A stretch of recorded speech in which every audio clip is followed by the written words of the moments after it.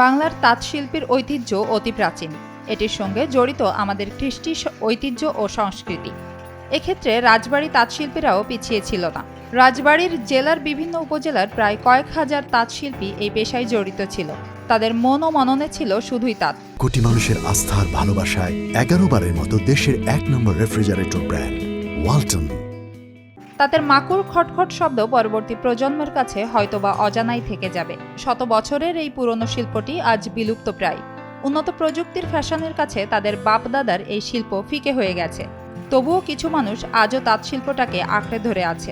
ব্যবসায় লাভ না থাকলেও কিছু কিছু তাঁতশিল্পী তাদের ঐতিহ্য ধরে রাখতে সংগ্রাম চালিয়ে যাচ্ছে।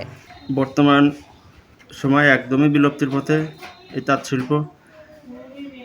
সুতা আর রঙের যে দাম, তাতে আমাদের উৎপাদন খরচ থেকেও বিক্রি আরও কমে বিক্রি করা লাগে। মতো অবস্থায় আমাদের তাঁত শিল্প একদমই নাই বললেই চলে। এই এলাকার ভিতরে আপনার সর্বপ্রথম 300-350 ঘর এগুলো করেই চলতো, কিন্তু যখনই দেখলো যে সব লসের মুখে পড়ে, ওই সময় এক একজন বাদ দিয়ে এক এক কর্মে যোগদান করে। কিন্তু আমাদের আসলে মাঠও নাই, ঘাটও নাই, নির্ভয় হয়ে সমস্ত করা লাগে। কিন্তু এখন একদমই দেয়ালে পিঠ থেকে গেছে আমাদের।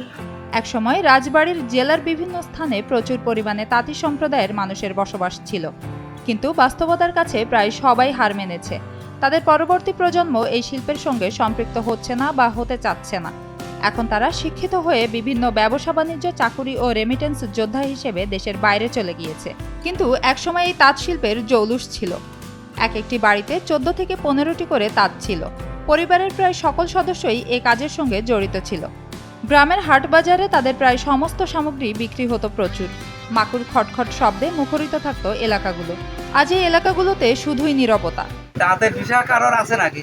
আস্তে আস্তে ছেলে ফেলেও কেউ শিখলো না, পুঁজিবাটা থাকলো না, তারা এক একজন এক এক ডিপার্টমেন্টে চলে গেছে। কিন্তু বর্তমানে এই শিল্পের সঙ্গে সম্পৃক্ত সকল দ্রব্য সামগ্রীর দাম বৃদ্ধি সহ অন্যান্য অসুবিধার কারণে আজকে বিপুল সংখ্যক তাঁতি এ ব্যবসা থেকে ছিটকে পড়েছে।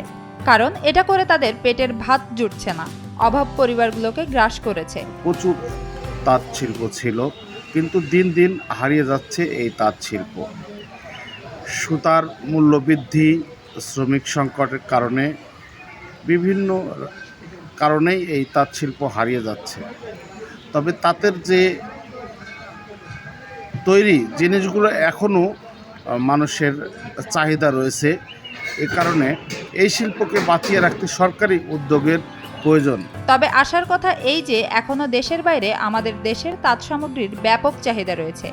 এক্ষেত্রে এই শিল্পটাকে আরও আধুনিকায়ন করে দেশের বাইরে রপ্তানির পথ সহজ করলে আমাদের দেশের জন্য কল্যাণকর হবে। অর্জন করা যেতে পারে প্রচুর বৈদেশিক মুদ্রা, সে সঙ্গে বাঁচবে তাঁতি সম্প্রদায়ের স্বপ্ন। SA TV digital.